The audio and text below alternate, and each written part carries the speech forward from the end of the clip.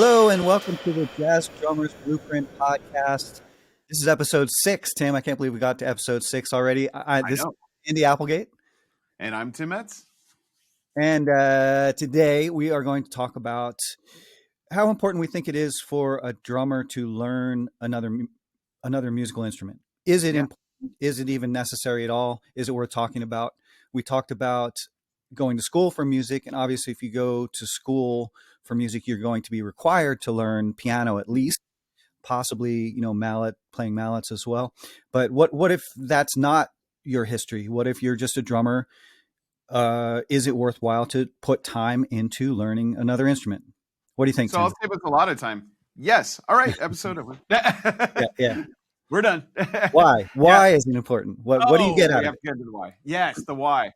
So yeah, absolutely, Andy. I mean, what a great question. I mean, it's super important to know at least the fundamentals of another instrument. You don't have to be, like Rachmaninoff or whatever on piano, or Bill Evans or any of these guys, or Jim Hall on guitar. But you should know another instrument. You should know a chordal instrument specifically, I believe. And the reason for that is so that you can kind of run through tunes and you can learn tunes a lot better, and you can communicate with your fellow bandmates in more of a musical way. It's tough to, hear them talking about 2-5-1s or chord progressions and key signatures and, one up, two down, whatever it is, like you have to be able to communicate as a drummer with the rest of the band. And that old joke, right? What do you call somebody that hangs out with a group of musicians? A drummer, right?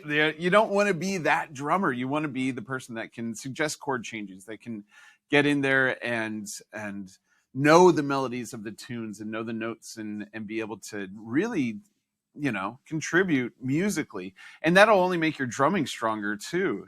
So like I said, you don't really have to be a super great piano player. I certainly am not. Oh, I mean, I left out the other part. If you play an instrument like piano, guitar, or even saxophone, uh, whatever it is, even man, everybody plays piano. Like, I'm just thinking about saxophone players and trumpet players. They're monophonic instruments, right? So they only produce one sound at a time. Whereas like piano and guitar and whatever the chordal instruments produce they're polyphonic instruments. And so that's where your chord progressions come into play. So even saxophone players will sit down with their saxophone and chunk out chords on a piano and think about the scales that they'll play over them, as they're improvising. So like, it's just super important to be able to understand what the harmony of the tunes are doing and the melody. And the best way to do that is through playing the piano, honestly. The guitar is great too. Guitar is kind of the new portable piano in a lot of ways. But piano is where so much of the music really comes from. And it's really just that important to be able to contribute musically. And you'll be able to write tunes with that, by write tunes that make sense by knowing piano. I know so many people, especially these days, they'll hunt and peck on the MIDI, right? Have you ever seen people do that where they're Yeah. hunting and pecking and they'll put in melodies and stuff, and like it kind of sounds good, and that's one way to do it. I guess that's technology, right? And actually, we could also get into AI, right? Is it important in this age of AI? Yes, absolutely, right? Like, I mean, you can't rely on AI to write you a tune. And especially if you do rely on AI to do it, then, you have to be able to tweak it because it's not going to be 100% right. So, yeah, knowing what you're doing with the piano, I think, is super important. What do you think, Andy? I know you play another instrument. You don't just play the drums, you play the vibes. Yeah, I So, try. Yeah, no, I agree with everything you said 100%. I think it comes down to the depth of understanding of the music, right? So absolutely. if you understand the harmony, you know how the melody works with the harmony, all that kind of stuff. I really think it helps you understand and hence play the music better, right? Because of that, Yeah. because you'll really have a better understanding. I agree 100% too. Like if there was an instrument to put any time into learning how to play, even a little bit, I believe it's piano. Yeah. Yeah, again, just like what you said for the harmony, and then you say it's like, well, okay, well, what about mallet instruments? Well, that's cool, but all vibe players, all mallet instrument players play piano. Yeah. And most of them play piano really well because basically Yeah. it's like It is a piano laid out flat, essentially, that that you strike with a mallet instead of playing with your fingers. So if you can play piano, you can play vibes, You and can certainly understand it. Yeah. yeah, and the understanding's there, the reading, the reading is there. Another subject. How good do we need to be at reading, right? I guess we could talk about that too. But yeah, no, I think learning another instrument is absolutely killer for improving your understanding of jazz, of music in Yeah. general. And Oh, yeah. It if you doesn't have have to like a be MIDI, bad. yeah, like a MIDI setup, where you're just kind of hunting and pecking and stuff. That's kind of like scratching the surface, right? Mhm. And then the deeper you can go into it, the more like understanding chords and diatonic harmony, and then you take it outside that. um it's just it's really good for your playing. It's time well Yeah. spent. That's what I say, because as a drummer you're like, well, geez, I could spend every minute of every day of my life trying to master this instrument, and there's always something to learn. You're never going to get there. Do I need to split some time out to do something else? Isn't that going to take away from my drumming? My argument is no. It's well spent time. No, that's going to enhance your playing a million percent, and it's going to make you just a more relevant partner in the music in your band and everything, no matter what it is. Like if you're in a rock band, sometimes it's funny. I've been in situations where I've known too much, if that makes sense. Where Yeah. like as the drummer, you'll contribute to things, and your bandmates will look at you like, what? And they'll kind of take a step back. And those are usually in bands that are with lesser educated musicians, like for instance, I used to play with this with some blues artists, that really kind of didn't know a lot about theory, knew enough to be dangerous, is what I like to say, So they kind of knew a little bit, and it was cool, but they would call out keys like G sharp major. And if you don't know anything about key signatures, that's kind of, you understand that why they're calling out G sharp major, because that's how they're thinking on the guitars and sharps. But if you're thinking in terms of practicality, the key signature for A flat major would sound the exact same and be so much easier to read if you were a reading musician. Whereas, like, there's nothing wrong with playing in the key of G sharp major necessarily if you have to think that way. But I mean, if you want to be clear with the other musicians, if you want to write out music and understand the harmony and the theory, it's going to make so much more sense if you don't have any double sharps in there and like instead of what would be in there, a B sharp, like N harmonic for a C. So I mean, we're getting into theory right now, like, but it's that's what it means. If you know those things as a drummer, you can sort of be dangerous too in those situations, but also like you can help the bands if they need help and if they want help, but also what was I going to say? So we were going to talk about the vibes, which I think is such an important thing, but also thinking, let's reverse it. There's a lot of players that are out there, like great saxophone players like Joe Lovano, who's also a great drummer. Chick Corea was a fantastic drummer. You've probably seen those clips of Sammy Davis Jr., who was also a fantastic drummer. So there's, in reverse, like a lot of other instrumentalists know drums because they want to be able to understand how to communicate with the drummer, because we communicate differently too, like in our written music and in the way that sometimes we think about it. And then their understanding, playing the drums, deepens their understanding of rhythm and what the drummer's role is in the band, and gives them a chance to play duo with a drummer. For instance, like if you're playing tenor and drums together, I don't know if you ever done that, Andy, just duo with a saxophone player. Trio, certainly. Duo. I can't think of any gigs or anything I've done like that. No. Man, well, you wouldn't necessarily do it as a gig. You would do it as probably a session. I mean, you could get away with it in more, let's call it avant-garde clubs, but you wouldn't want to do it at Yoshi's probably, So, but actually, there's the trio that Joe Lovano had with Paul Motion and Bill Frisell. So it was kind of not really, it didn't have bass, so that was a pretty cool trio. But playing duo with a saxophone player is really an interesting exercise, because the saxophone player has to be really great at the harmony and knowing the tunes that you're playing. You have to be really great at knowing the tunes that you're playing, because you have to sit there and hear the harmony that the saxophone player is playing in their solos, and you have to keep track of where everything is in your mind and as you're playing. And so playing another instrument is really, really, really key in being able to do that and just follow the harmony. When I learn tunes, one of the first things that I do is I sit down and I listen to a recording of the tune, if there is a recording, and I'll just follow the root motion in the chord changes. And what that does for me is it really helps me solidify what the motion of the harmony is. And when I can hear the motion of the harmony, then I don't have to think so much like, okay, this is 12 bars, this is 10 bars, this is this.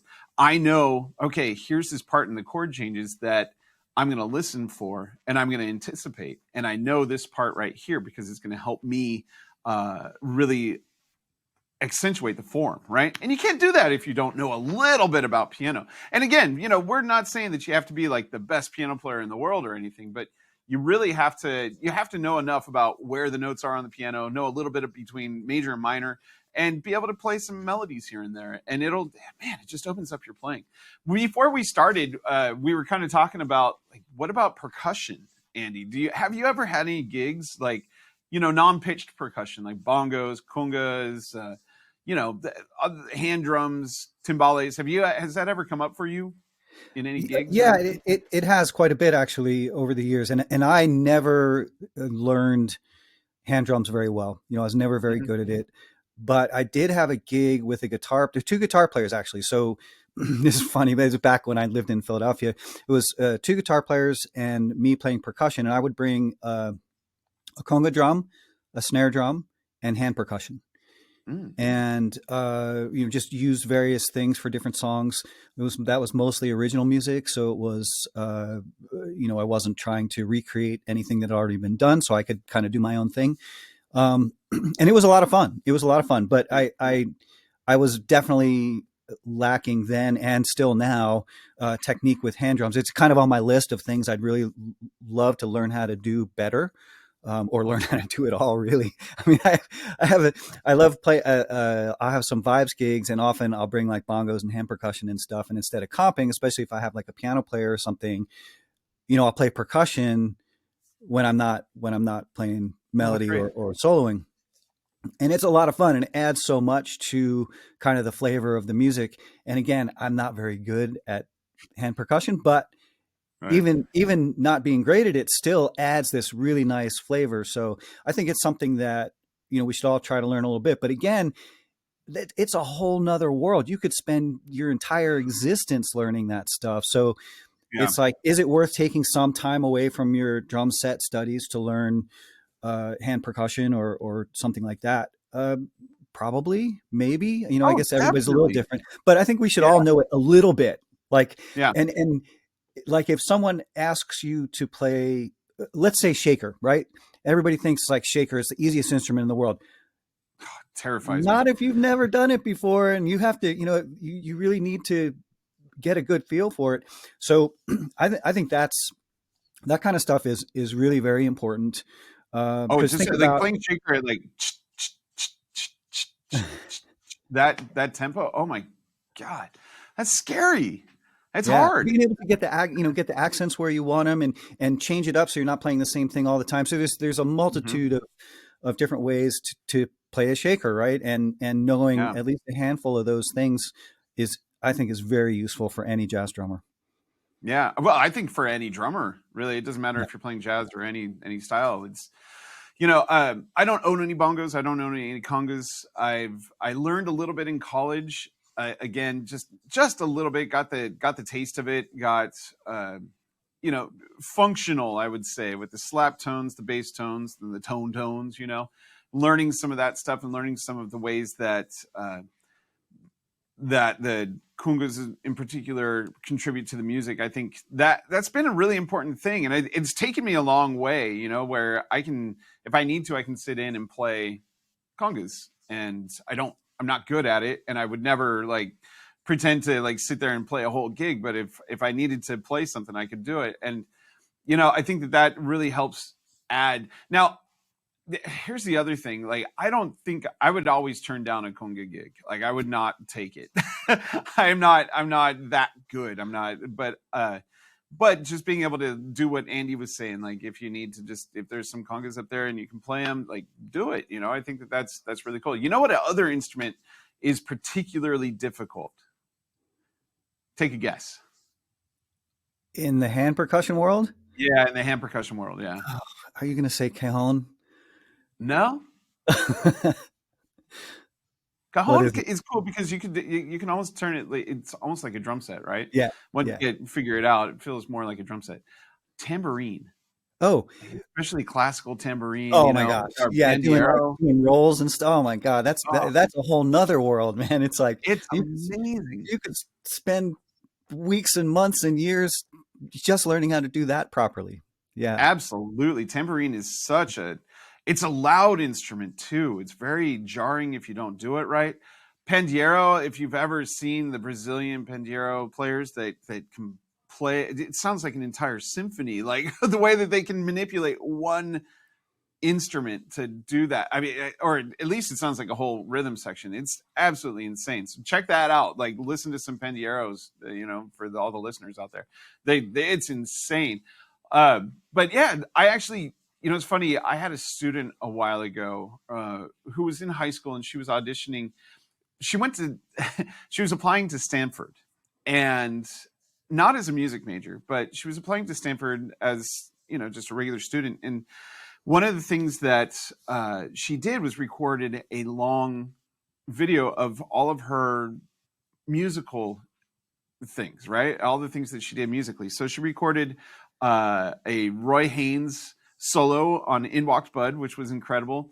She did The Entertainer on xylophone. You know, she did a timpani solo. What else did she do? She did a snare drum solo out of Portraits in Rhythm, and then she also did a tambourine solo out of Portraits in Rhythm. So she adapted a Portraits in Rhythm. I forget which one it was. I think it was like number 3 or 4, and she adapted that for tambourine. So she played it on a tambourine as opposed to on the snare drum. And you know what? She got into Stanford. I mean, she was a Cool. brilliant student. Not only Yeah. that, but she was a brilliant student, amazing. But she really attributes it to her not necessarily playing the trampoline, tambourine. So she was not only just playing the tambourine, but like just doing all those, showing all the different instruments that she played, helped her. She believes that that's what helped her push her over the edge and get her into Stanford. So yeah, I think you know there's a case right there. It'll help you get into college if you're trying to get into college. So Well, yeah, and I think that you know when you're talking about like hand percussion and things like that, you know maybe you let your interest drive how much time you spend with that, or you know the exact instruments that you know want to really learn. Like if you're really into like Brazilian jazz, you know, wow, I mean, there's the sky's the limit with different things you can learn with that, or yeah, maybe you're into more of like a Cuban thing, um, you know, in which case learning conga, bongo, timbales. That's a whole nother. I yeah, mean, these are all instruments that unto themselves, you know, are a lifetime of study.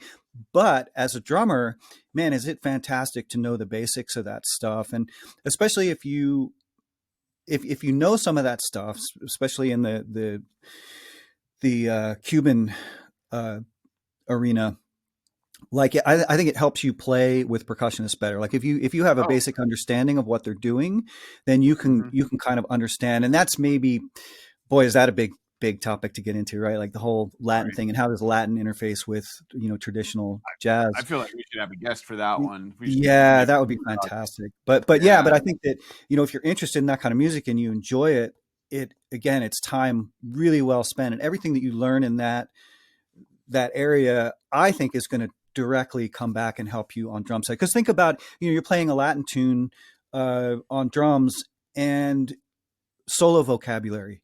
If you've mhm, learned some timbale vocabulary, you can bring that directly to the drum set. You know, and absolutely. people So love that. timbale, They love it. conga, whatever it is. Yeah, you can bring that directly to the drum set. And also not just that, but like let's think about the things that we've learned on the drum set, the patterns that we've learned. If you've learned like a Mozambique or a Wawonko or a mambo on the drum set, well, when you play with a conga player or a percussionist, you're playing their parts because they're the conga parts are your tom parts, and so when you play the exact same things that they're playing, it can muddy up the music. So you have to learn how to adapt and play, because honestly the drum set isn't meant to be in those styles of music, right? So as a drummer you have to think about what sounds they don't have and how you can complement what they're doing. A perfect example of this is David Garibaldi's playing before it, in that gap when he was not in Tower of Power. He was out of Tower of Power, so it was like 80s, 90s, and then he rejoined Tower of Power, I think about 98 or 99. So there was a gap where he was playing with a group that he created called Talking Drums with Jesus Diaz and Michael Spiro. And if you ever, there's a couple of clips of him playing out with that group on the internet. And actually, he wrote a few Timba books Funk. during that time. Yeah, Timba Funk, That's the and one that comes to mind. Yeah, I think amazing. there's another one that he wrote called Talking Drums. And so those are great ways for you to. I think they have the conga parts and everything in there too, right? Is that I am I think that's remembering that correct. correctly? Yeah, I think Yeah. that's correct. So I mean, that's such a cool place that you can go with a conga player if you wanted to, and you could create some of these rhythms. I remember that when I was taking lessons with him, one of the big things that we used to do is he would have this Yamaha drum machine, the RY30 from the 90s, and it was the sickest drum machine that you could buy. It was so cool. But he would program all these parts, and so he would practice along to his programmed conga parts and timbali parts and cowbell parts and all that stuff, and he would have me practice along to those, and it was super cool because he was trying to get me to buy one of those, but I couldn't afford it when I was just a kid. But I wish I did. It was such a cool device at the time. But playing along to that and learning how to interweave and be part of that ensemble is something that you just can't get if you didn't at least attempt to play congas and understand what is happening with the other instruments. So I think one of the big things, the takeaways from this today is like what playing other instruments, no matter if it's a pitched instrument, or like piano and guitar, or if it's hand percussion, is that you're always, what's going to happen is if you play those instruments, you're going to just develop a better understanding of what your role is on your primary instrument, which is for us drums, right? So you're going to have a better understanding of what your role is. You're going to have a better understanding of how to make music with other musicians. I mean, isn't that crazy? What Yeah, about and singing, Andy? oh, What about singing? okay. Yeah, I've got some horror stories. So we should have talked about this when we were talking about the music school thing, because one of the most Oh, terrifying instances of my ear training, entire life is like sight singing sight course, singing. Yep, first yep. year of college. Absolutely terrifying. You have to sing in front of people. Oh, it's horrible. I did they call it university chorale one year, Mm, and yeah. it wasn't like an audition thing. It was like anybody could do it, and there was a requirement, and it met one of the requirements that I had to take. So I did chorus, and we were learning a tune. It was an Ave Maria adaptation, and the conductor got mad because people weren't singing it right. It's like, you were supposed to practice this. This is, you're not, this is not right. Nobody knows how to sing it. So she called two people from each section up to the front, just like, not, because she thought they were good or bad, just randomly chose people. And I had to go up and sing Oh, with, only one other person in my thing. And it was one of the most terrifying things I've ever had to do in my whole life. So, yeah. no, but singing is good. And, you can, there's all different great things about singing. If we talk about like melodic improvisation, singing Hmm. can be really crucial, because Oh, you can singing along with what you're playing. well, singing along with what you're playing, but also, if you have it in your head, you're supposed to have here come out Right. instead It's of the old just saying, playing if you notes, can right? sing it, You want to have it you can play it, right? Yeah. for the most part. Yeah, yeah. And being able to like play a chord and be able to sing stuff over top of it is a really great skill to have. So Hmm. anyway, we're all singers. And just like I always like to say, it's like, well, everybody can play drums. Everybody can sing. Yep. How well can you sing? How well can you play drums, right? Like How much everybody can time have hit a you put drum, in? everybody can sing. Are you any good? That's a different story. But definitely like singing over anything. I mean, it also works as coordination, right? We always talk about counting Yep. um, while we're learning various things, or in general, and being able to count quarter notes, even if you're doing all kinds of different independent stuff. Hmm. So singing is a similar kind of coordination exercise too. If you're playing a different instrument or playing drums. So yeah, I think it's valuable. Yeah. I think it's valuable. Speaking of counting, we go over that a lot in the Jazz Drummers Blueprint. So now would be a great time to talk about it. If you are interested in wanting to broaden your jazz drumming horizons, then I strongly encourage you to take a look at the Jazz Drummers Blueprint. It's a wonderful course that I've created. It's more of a mentorship that I've created that we've been doing for a little while now, and I think it's showing some results. People are getting better at playing the drums and getting better at playing jazz. Wouldn't you say, Andy? Absolutely. And yeah, I don't think I've heard you make anyone sing in front of the group yet, but Oh, yes, I have. you've definitely made people count.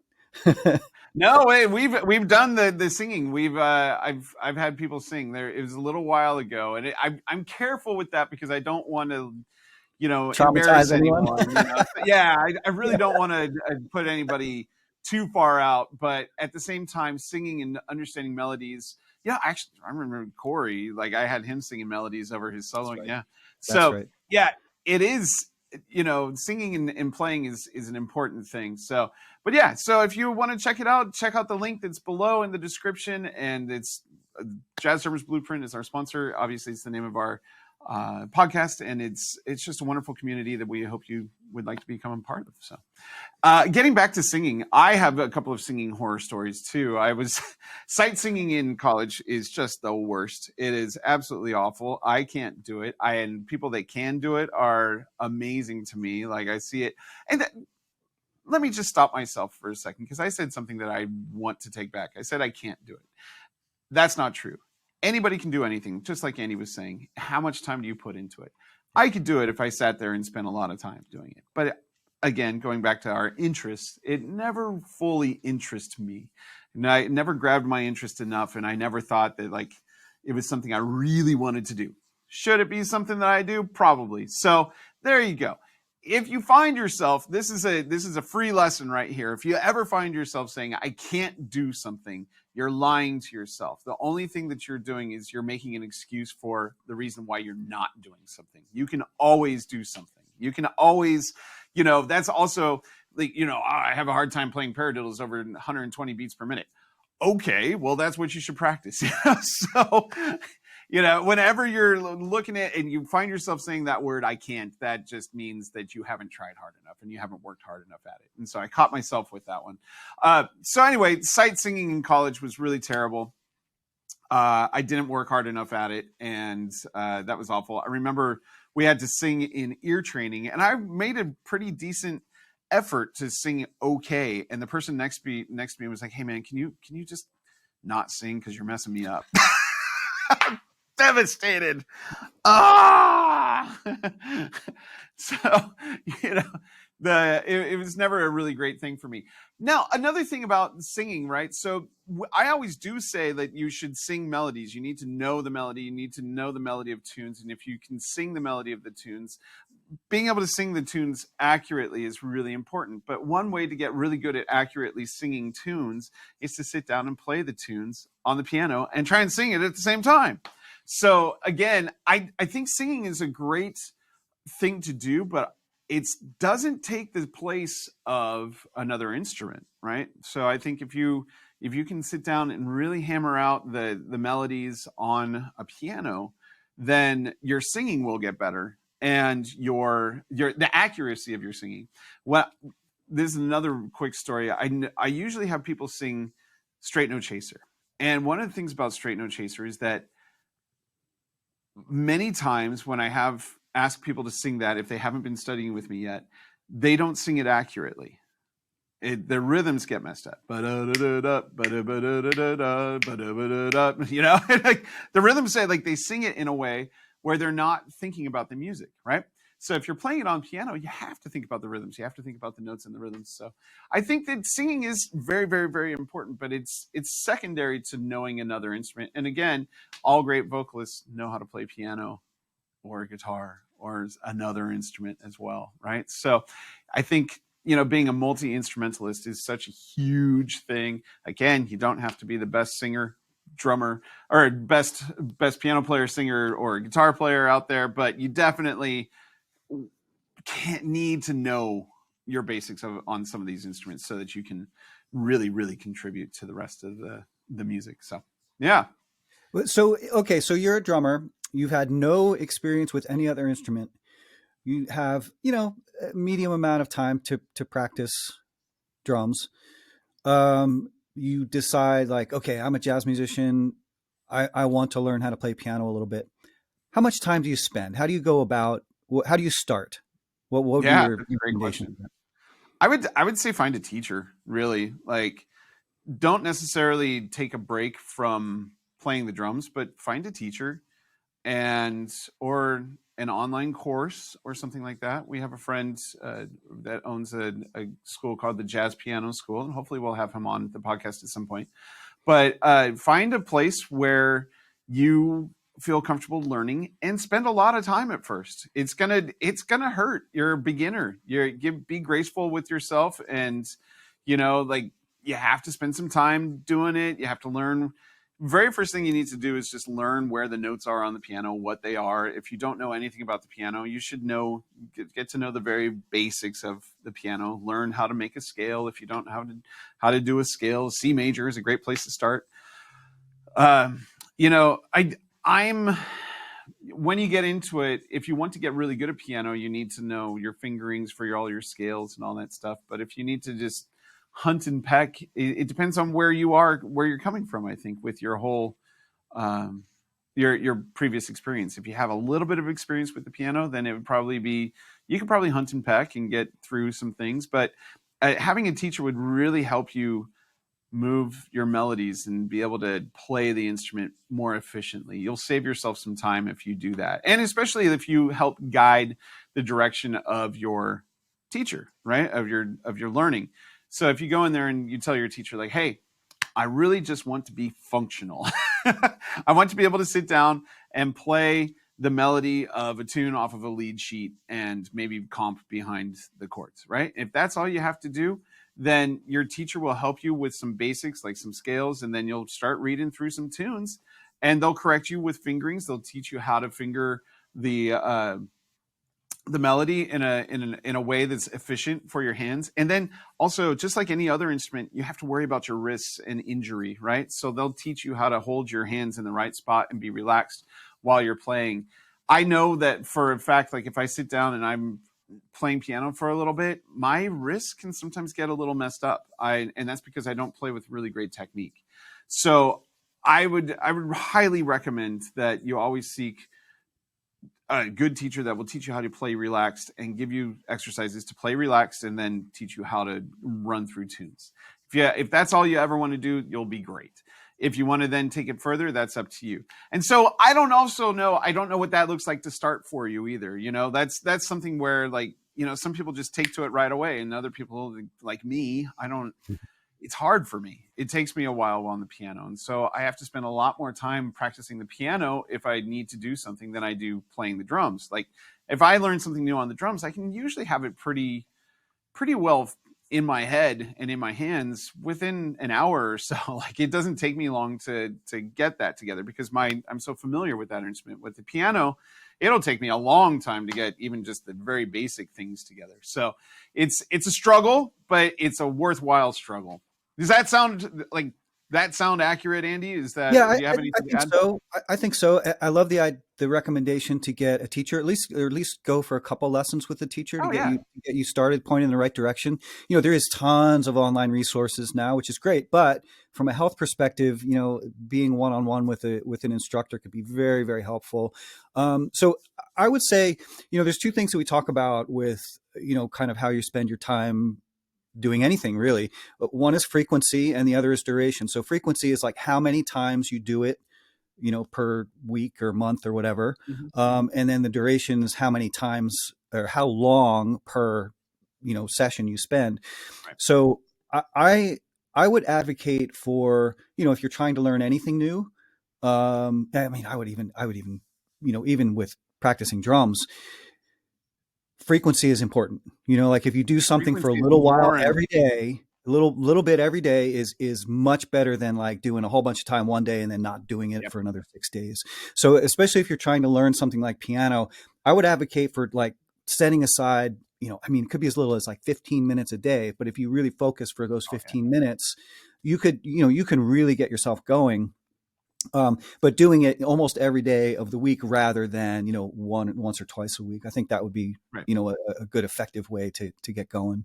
Right. And we're getting into the art of practice when we talk about frequency and duration and things like that, which this is kind of changing the course of today's podcast in a way, because we have to think about what practicing is, right? And you nailed it on the head. It's frequency and duration. So with learning anything new, just like Andy said, it's the frequency that you do something. I would say even 5 minutes a day, as long as you're playing and working on something for 5 minutes a day, then you're okay. And the 5 minutes, it's because now we're not just talking about frequency and duration. Now we have to build a habit, right? So frequency, duration, and the habit of practicing. So if you give yourself an easy habit to achieve, or an easy goal to achieve, of just practicing for 5 minutes a day, you can do that. And the idea is that you want to practice maybe a little bit more than 5 minutes, but maybe you're stuck. You're just like, you know what? 5 minutes is it. That's all I'm going to do. And I'm going to do it every day. As long as you're trying to get 1% better each day, those 1% start adding up, and you become much better than you think in a short amount of time. Another thing that you can do is just record your first practice at the beginning of a week, and then record your last practice. And sometimes we have a hard time seeing our own progress, right? Sometimes we don't progress fast enough for us to be cognizant of how much improvement we've made, right? So if you record yourself at the very first practice, like trying to play through a piece, even if it's just like Mary nothing, had a little and lamb. then yeah, Mary, So if you do that, and then at the end of the week, you record yourself and see what your progress is, and you compare the two, you'll see that even if you can play a few more notes than you did at the beginning of the week, you're moving that needle at least 1%, and you're getting there. So yeah, that's practice. That's Yeah, whatever. it's a whole different subject. Yeah, we can go. But I would say I would also add that especially learning a very new instrument, something that's new for you, whether it's piano or another melodic instrument or even hand percussion, is patience. Oh Right? I yeah, mean, you really have to have patience. You can't expect to see these huge gains really fast. It's just the amount of time you put in over a vast amount of time, yeah, weeks, months. That's where you see your improvement. So have a little bit of patience when you're trying to learn something new. And again, you'll be able to look back, a few months later or whatever, and be like, oh, look, I really have improved. And yeah. yes, that was time well spent. And I think that no matter where you decide to put your time into a different instrument, it will come back and pay dividends when you're behind the drum set in most musical Absolutely. situations. I think it's completely worthwhile. Yeah. And that's a perfect wrap up. I mean, that was it. No matter what it is, it's going to pay dividends to your drumming, right? So that's perfect. Awesome, Andy. Well, this has been an amazing conversation, and I look forward to doing the next one with you pretty soon. Awesome. We'll see you soon. All right. Take care, everybody. Check out the Jazz Drummers Blueprint.